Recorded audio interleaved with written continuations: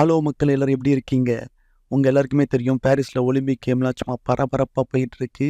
நம்ம இந்திய வீரர்களும் நெறைய மெடல்கள வாங்கிட்டு இருக்காங்க. இப்போ நம்ம ஹாக்கி டீமும் நெறைய மெடல வாங்குனாங்க. நீங்களே பார்த்தீங்க. நேத்து ஒரு முக்கியமான ஒரு மேட்சுங்க. அதாவது உங்களுக்கு தெரியும் ஜாவலின்ல நம்ம சூப்பர் ஸ்டார் நீரஜ் சோப்ரா ஏற்கனவே நெறைய மெடல் வாங்கி குடுத்துருக்காரு நம்மளுக்கு. ஸோ நேத்து நடக்கும்போது கண்டிப்பா அவர் தான் கோல்டு ஜெயிப்பாரு அப்படின்னு நெனச்சிட்டு இருக்கும்போது, அவர் இன்னொருத்தர தோற்கடிச்சுட்டாருங்க. அது யாருன்னு பார்த்தா, நம்ம ரைவல் பாகிஸ்தான் நாட்டிலருந்து ஒருத்தர் ஜெயிச்சுட்டாருங்க. ஆமாங்க. அதுதான் நேத்து டாக்கிங் பாயிண்ட்டு. அவர் பேர் அர்ஷத் நதீம். அவர் இந்த ஜாவலின் த்ரோல சும்மா வின் மட்டும் பண்ணலங்க. ரெக்கார்ட் பிரேக்கிங் வின் பண்ணியிருக்காரு. ஓகேங்களா?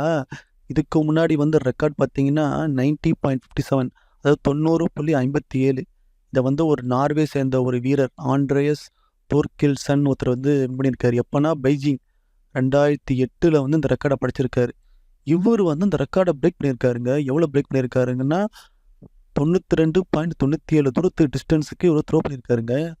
செம்ம ரெக்கார்ட்ல. என்னதான் இவரு நம்ம பாகிஸ்தான் நம்ம எதிரி நாடுன்னு சொல்லக்கூடாது. நம்ம சகோதர நாடுன்னு சொல்லலாம். வந்திருந்தாலும் அவரோட நம்ம திறமைய பாராட்டி ஆவணும். நீரஜ் சோப்ரா ஒண்ணும் பிரச்சனை இல்லங்க. எப்படி இருந்தாலும் அவர் சில்வர் மெடல் வாங்கிட்டாரு. ஸோ நம்ம அதுக்கே நம்ம அவருக்கு வாழ்த்து தெரிவிக்கணும்.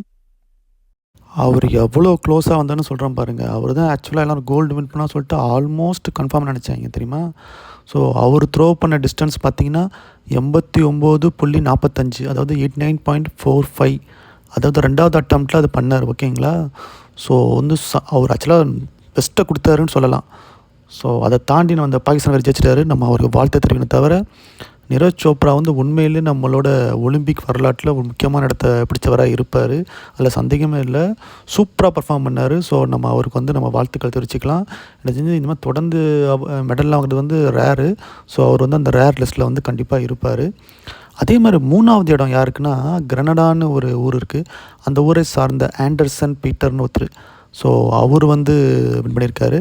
அவர் எவ்வளோ டிஸ்டன்ஸ் த்ரோ பண்ணார்னா 88.54 அதாவது 88.54.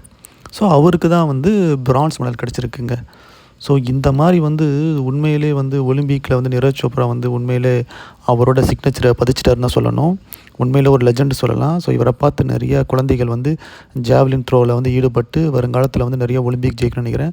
இவரே கூட நல்லா ஒரு இன்ஸ்டியூட் ஆரம்பித்து கற்றுக் கொடுத்தா நல்லாயிருக்கும்னு நினைக்கிறேன். கண்டிப்பாக இவர் ஒரு பிடி உஷா எப்படி அந்த டைமில் பெரிய இன்ஸ்பிரேஷன் வந்தாங்க, அந்த மாதிரி இவர் ஒரு மிகப்பெரிய இன்ஸ்பிரேஷனாக இருக்கும்னு நம்ம கடவுளை வேண்டிப்போம்.